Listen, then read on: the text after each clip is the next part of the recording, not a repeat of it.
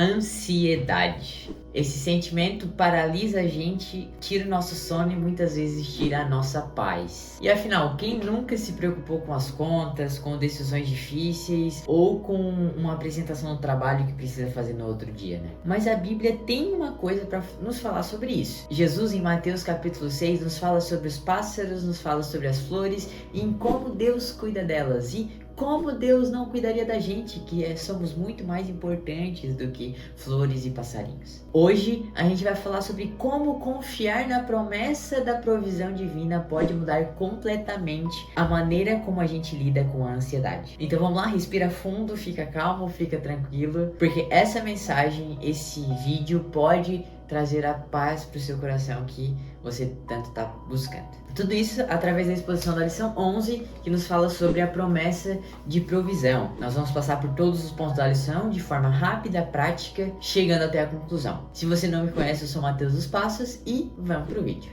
Então, pessoal, o autor já começa ali na verdade prática da lição 11, falando que o Senhor Jesus, o nosso amigo fiel, preenche todas as nossas necessidades físicas, emocionais e espirituais. É importante, antes de a gente começar essa lição, falar que o ser humano é tripartido, então é formado por 3 partes, sendo uma delas o corpo, outra delas a alma e outra delas o espírito. É importante mencionar que alma e espírito geralmente são mencionados na Bíblia de forma conjunta.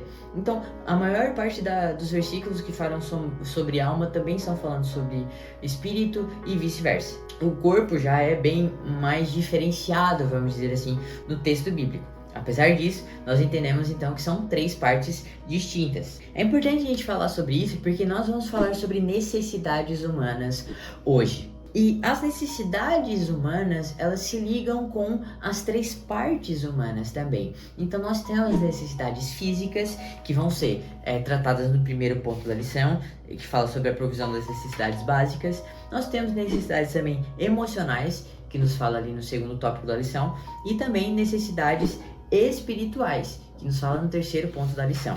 Então, indo para o primeiro ponto já, o autor diz assim: não fiqueis ansiosos. Aqui é a chave, não fiqueis ansiosos. E o autor continua dizendo que Jesus ensinou aos discípulos a respeito de não viverem de maneira ansiosa e preocupada com as necessidades básicas da vida. E ele está falando aqui sobre Mateus capítulo 6. Em Mateus capítulo 6, Jesus está falando sobre como os discípulos, como as pessoas que seguem a Jesus devem se comportar de frente às necessidades que elas vão ter. Ele começa falando sobre comida, ele fala também sobre bebida e fala também sobre vestimenta. É interessante a gente pensar sobre isso, porque bebida e comida nós sabemos que é aquela necessidade do dia a dia. É aquela necessidade mais básica humana, que é a necessidade de comida. Nós precisamos disso para viver, para se desenvolver. Mas ele também fala sobre vestimenta. Vestimenta nos tempos antigos não era comprar uma blusinha lá na loja do shopping lá, ou ainda comprar a blusinha na loja do R$20. Eram coisas caras porque não tinha essa produção em série. Muitas vezes as mulheres faziam os seus próprios vestidos, as túnicas dos maridos e enfim, muitas vezes vestidos eram passados de geração em geração. Então, vestimenta era um bem de consumo, enquanto comida e bebida eram necessidades mais básicas humanas. É interessante a gente pensar sobre isso, porque Jesus ele vai falar dos 2 pontos. Ele começa falando sobre a necessidade do alimento diário, e aí a gente já vai para o segundo ponto, que é a provisão do alimento diário. E o autor da lição, ele diz lá na última frase que devemos aprender a confiar em Deus e não ser dominados pela ansiedade. Em Mateus capítulo 6, Jesus fala que olhai para as aves do céu, olhem para os passarinhos. Jesus está dizendo que não semeiam e nem cegam, ou seja, eles não trabalham semeando e nem cegando e nem ajuntam em seus celeiros como vocês fazem. Então, eles não têm uma reserva lá. E o vosso Pai Celestial, que é Deus, as alimenta. Não tendes vós muito mais valor do que elas? Ou seja, Jesus está falando basicamente o seguinte: os passarinhos não fazem o que vocês fazem, eles não guardam, eles não semeiam e nem cegam, mas ainda assim Deus provê o alimento para eles. Pensem neles e agora pensem em vocês não são muito mais importantes? se Deus prover para eles, Deus também proverá para vocês. É importante de mencionar aqui que eu não estou falando que Jesus nunca vai deixar faltar comida. Eu não sei a necessidade e a realidade de cristãos que vivem em situação de extrema pobreza. Eu sei que Deus nunca deixou faltar comida na minha mesa, né? Mas eu não sei, às vezes, uma situação extrema de algum lugar diferente, enfim. Eu não posso falar isso. Mas eu sei que Jesus, quando está falando isso, ele está falando basicamente de confiar em Deus mais do que confiar no processo de semear, no processo de cegar e no processo de cuidar e botar em celeiros. O que eu entendo aqui é que Jesus está falando basicamente: não confiem nas coisas que vocês fazem para ter o alimento, mas confiem em Deus, porque se o Senhor não guardar a cidade, em vão vigia o sentinela. Então, nós precisamos confiar mais em Deus do que nas coisas que nós fazemos. E no terceiro ponto, que fala sobre a provisão de vestimenta, o autor fala lá no final que nós nunca devemos permitir que a inquietação e a ansiedade dominem o nosso coração. Por que essa parte de dominar é interessante? Porque a ansiedade, ela é uma resposta natural do corpo a situações que causam preocupação ou medo. Então, por exemplo, quando a gente precisa apresentar uma coisa lá no trabalho, é normal que nós tenhamos momentos de ansiedade. Quando alguém atravessa na nossa frente e a gente está de carro, a ansiedade faz com que o corpo jogue bastante adrenalina pro corpo, a gente fica, vamos dizer assim, bem mais atento naquela hora ali, e basicamente ela serve pra gente ou ter mais força para fazer algum movimento que a gente não tá acostumado, para que a gente tenha aquela velocidade de reação que a gente não tem normalmente. E é para isso que a ansiedade serve, pra gente tomar decisões rápidas. Ou seja, é normal ter momentos de ansiedade, é normal ter picos de ansiedade durante o nosso dia inteiro. Existem momentos em que a ansiedade ela até é necessária pra gente fazer o que é necessário, o que é preciso. Mas quando essa ansiedade ela começa a dominar o nosso dia a dia, começa a dominar o nosso coração, aí sim a ansiedade está prejudicando a nossa vida. A partir do momento que ela deixa de ser uma coisa temporária e ela é uma coisa contínua para sempre, a ansiedade já, dependendo do caso, se tornou um transtorno. E por isso, gente, não tem como viver sem a ansiedade. É impossível. A ansiedade é uma reação normal do corpo, é normal ter ansiedade. Mas quando a ansiedade ela vira a chave e começa a dominar as nossas ações, dominar os nossos comportamentos, aí a gente tem um problema. Então eu quero diferenciar isso basicamente porque é muito importante. Quando a Bíblia fala sobre ansiedade, ela está falando basicamente sobre essa ansiedade má. Ela não está falando sobre aquele pico de adrenalina que a gente tem quando alguém atravessa na nossa frente nosso carro. Para eles é ansiedade, mas não é a ansiedade que a Bíblia está falando, porque é um processo natural do corpo. Essa ansiedade é a preocupação exacerbada, grande demais para sempre, que não termina, que não é temporária, com coisas que muitas vezes a gente não tem nem controle. Jesus também fala: quem de vocês, com todas as preocupações que vocês têm, conseguiriam acrescentar um côvado à sua altura? Ou seja, muitas vezes as situações em que vocês se preocupam nem vai ser mudada pela preocupação de vocês. E por que vocês estão tão preocupados assim? É isso que Jesus quer dizer. E indo para o segundo ponto, que fala sobre as necessidades emocionais, a gente já muda um pouquinho de figura. Nós estamos falando até agora sobre necessidades físicas, sobre vestimenta, sobre comida e também sobre ansiedade. Quando a gente está falando sobre o ser humano de modo geral, nós estamos falando que, primeira coisa, que nós somos seres integrais. E eu comecei falando sobre isso porque isso vai balizar toda a lição. O autor fala que além das nossas necessidades físicas, temos também necessidades emocionais. E lá no final ele diz que a forma como lidamos com nós mesmos transborda para a forma como agimos com os outros. Eu acredito que você pode pensar em um exemplo seu aí. Eu já tive vários exemplos na minha vida que muitas vezes eu olhava pra alguém que achou ruim uma coisa que eu falei e, gente, pra mim era normal aquilo. E aí a pessoa vem e vai falar comigo e diz: nossa, a maneira como tu falou foi ruim. Eu me senti atacado, eu me senti triste. Mas a maneira como eu falei, eu não quis passar nenhuma coisa de tristeza ou de ataque pra ela. Eu falei normal, mas a pessoa interpretou como uma outra coisa. É importante nós pensarmos nisso porque nós não somos iguais ao outro. Então, apesar de todos termos necessidades físicas como comida e vestimenta, sim, nós temos, nem todos têm necessidade, por exemplo, de aprovação como alguns têm. Nem todos têm necessidade do abraço como alguns têm. Nem todos têm a necessidade de palavras de afirmação como outros têm. Então as necessidades emocionais diferem muito de pessoa para pessoa. E a gente precisa compreender isso para a gente não esperar de uma pessoa algo que ela não vai dar. E aí a gente se frustra. E também não dá para aquela pessoa uma coisa que a gente quer. Porque muitas vezes o que a gente quer não é o que a pessoa quer. Às vezes a maneira como eu quero ser tratado não é como a outra pessoa quer ser tratada. Então para nós estamos tratando aquela pessoa muito bem, botando ela com cargos na igreja, enfim. E aquilo é o nosso processo de integração. Mas aquela pessoa especificamente gostaria de ficar um pouco mais de tempo conhecendo os irmãos de casa em casa, por exemplo. Esse seria o processo ideal de integração para ela e não o processo de integração nos departamentos da igreja. São N exemplos e a gente precisa entender o outro para que a gente não faça o que a gente quer, mas a gente entenda a necessidade do outro e aí sim a gente possa responder a isso. Gente, eu tô falando aqui, mas isso não é fácil de fazer, não é um negócio que a gente vira a chave e deu. Não é por acaso que o Brasil é um dos países que lideram o ranking mundial de ansiedade no mundo. Então pense, o nosso Brasil é, dos países do mundo inteiro, o país que mais tem ansiedade. E eu acredito que você pode pensar em outros problemas do Brasil e em algumas ações que a igreja está tomando para sanar esses problemas. Problemas nas escolas, problemas conjugais na família, e aí tem programas de combate a violência doméstica, por exemplo, mas muitas vezes nós não lidamos com o maior problema do Brasil, ou o problema em que o Brasil é o líder.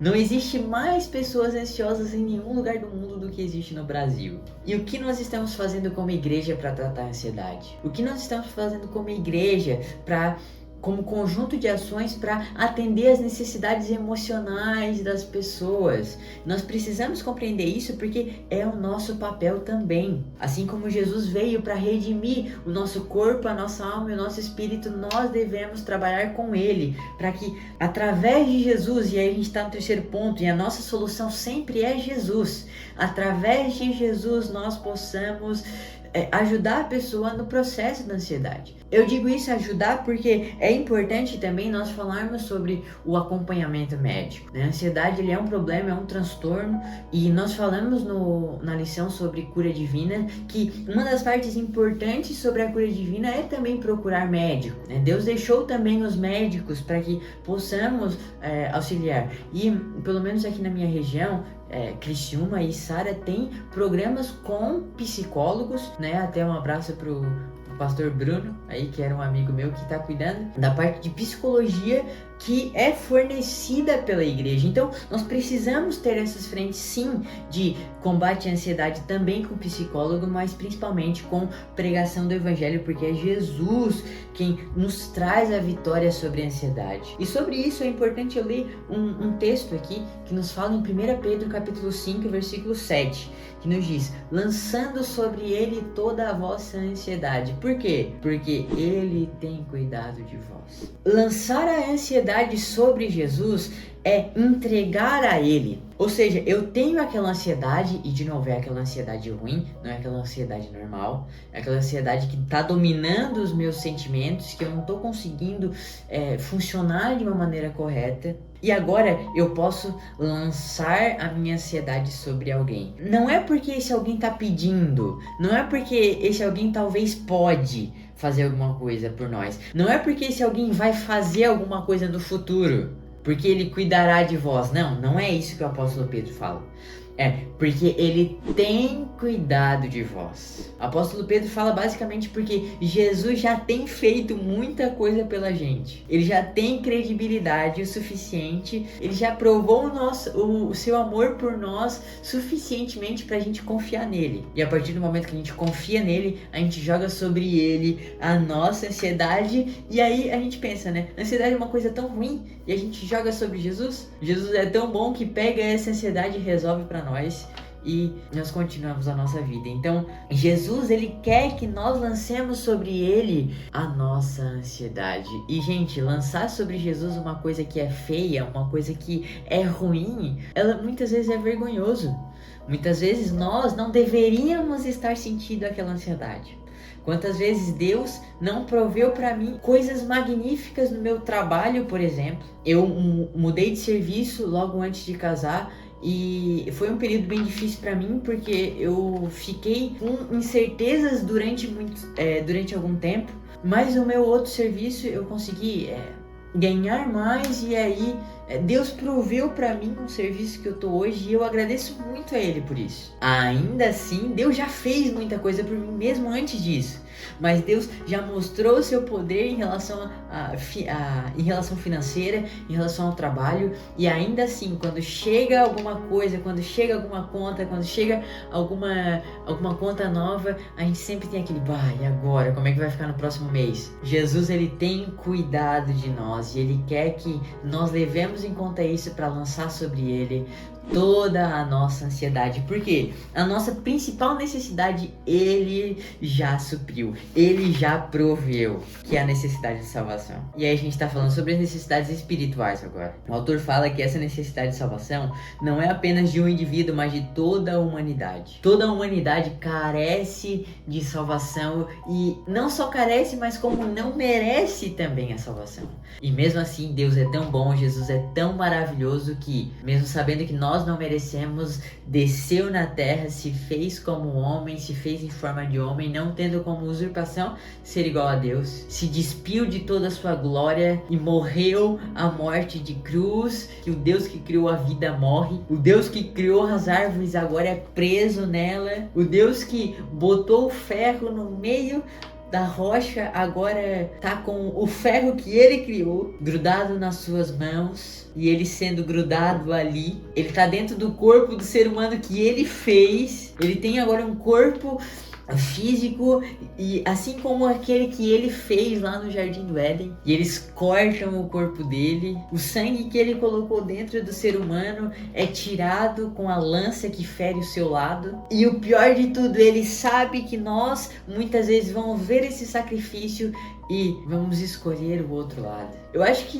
isso é o mais impactante. Deus sabe que muitas vezes nós vamos rejeitar o sacrifício, nós rejeitamos por muito tempo o sacrifício que ele fez. E tantas vezes depois de aceitarmos o sacrifício, ainda assim, nós escolhemos pecar. Mas ainda assim, ele escolheu nos amar, ele escolheu morrer por cada um de nós para suprir a nossa necessidade de salvação. Vestimenta, gente, a gente trabalha, mesmo que a nossa confiança não esteja nisso, a gente trabalha, a gente consegue, enfim. Necessidades emocionais, a gente consegue, às vezes, ir numa psicóloga, ir num psiquiatra, conversar com o nosso cônjuge, com a nossa família, para que as nossas necessidades emocionais sejam ali sanadas. Mas a necessidade de salvação não tem nenhum outro caminho a não ser Jesus. A necessidade de salvação, você pode ir para qualquer lugar. O seu trabalho não te salva, a sua família não te salva, o seu dinheiro não te salva, o seu carro não te salva, nada te salva, só Jesus. E nós precisamos entender isso, que a nossa maior necessidade é a necessidade de salvação. E Deus já proveu essa necessidade para nós. Além dessa necessidade espiritual, nós também temos outras que aí vai nos ajudar no caminho. E aí o segundo e o terceiro ponto estão conectados, que é a necessidade da presença e direção de Deus. E aí o autor fala que de tempos em tempos precisamos tomar decisões, fazer escolhas e agir, e por isso não podemos fazer nada sem a direção divina, e principalmente necessitados do Espírito Santo. Eu gosto disso porque depois que a gente aceita a nossa necessidade de salvação e aceita que só Jesus tem a salvação que nós precisamos, nós então vamos para o processo de santificação e agora nós precisamos ainda mais de Deus. Parece que a gente pensa que quando a gente começa a caminhada com Jesus, acabou-se. A gente não pode levantar a mão para cima que Deus já puxa a gente já vai pro céu. Mas não é isso. A partir do momento que a gente aceita a necessidade de salvação, agora vai a gente trilhar o caminho da santificação, e é um caminho árduo, é um caminho difícil, é um caminho, como diz a Bíblia, estreito, mas é o caminho que conduz à salvação. É um caminho necessário para a gente traçar. E por isso que é tão importante a presença e a direção de Deus na nossa vida. Porque se a gente não tiver a direção de Deus na nossa vida, nós vamos para outro caminho. A gente vai escolher caminhos que para nós parecem direitos, mas que levam à morte. Assim como diz lá em Provérbios. Nós vamos escolher fazer coisas que para nós parecem muito interessantes. Guardar em celeiros, semear mais, colher mais, enfim. Mas são caminhos que vão levar a mais e mais ansiedade. Mas com a direção de Deus, aí sim nós podemos fazer o que Deus quer que nós façamos. Aí sim nós conseguimos entregar a Ele todas as nossas ansiedades. E não porque Ele vai cuidar da gente, mas sim porque Ele já tem cuidado de cada um de nós. Por último, necessitados do Espírito Santo. Gente, a gente não consegue fazer nada sem o Espírito Santo, porque só Ele pode convencer um homem do pecado, da justiça e do juízo. A partir do momento que nós somos convencidos do pecado, nós aceitamos a Cristo e nós podemos dizer que Ele é nosso Salvador. A partir daí, nós conseguimos também, então, agora entender o que é a justiça. E aí o nosso processo de santificação, ele vai fazendo. Nós fazemos mais atos de justiça e enfim. E principalmente sabendo que depois de tudo isso, nós passaremos por um juízo. E como Jesus falou, nós devemos ser mordomos e bons mordomos do que Ele nos confiou. Deus, Ele não nos confia pouca coisa. Na verdade, Ele nos confia o melhor dele, que é o seu Filho. Agora nós devemos compreender que isso é muito importante e agir de acordo com isso para que nós demos agora o nosso melhor para Deus também. Então, indo para a conclusão, nosso Deus, por meio do seu Filho, Jesus Cristo, provê todas as necessidades, quer de natureza física, emocional ou espiritual, porque Deus nos trata como pessoas inteiras. Dessa maneira, somos convidados a colocar a Deus em todas as áreas da nossa vida, dependendo totalmente dele. A gente precisa entender que só vamos vencer a ansiedade quando nós entendermos que não depende de nós. Na verdade, nós estamos na mão daquele que não se arrepende. Nós estamos na mão daquele que criou os céus e a terra. Nós estamos na mão daquele que entregou o seu próprio Filho. Quando nós entendemos que Deus já fez tudo o que precisava fazer, já proveu todas as nossas necessidades, nós podemos compreender o que Pedro estava falando, que é lançando sobre ele a nossa ansiedade, porque ele já tem cuidado de nós. E eu tenho certeza que Deus já tem cuidado de você. Então, vamos lançar sobre ele a nossa ansiedade, porque ele pode resolver isso. Muito obrigado se você ficou até aqui. Eu vou deixar o link na descrição de um livro que fala sobre os 4 amores, que é o livro do C.S. Lewis, que é esse livro aqui. E eu acredito que ele fala bastante sobre a relação às necessidades emocionais, assim. É um livro muito interessante. Eu acredito que você pode ser muito edificado por ele. Vou deixar um link aqui abaixo, se você quiser. Muito obrigado por ter ficado até aqui. E é isso. Até mais e valeu.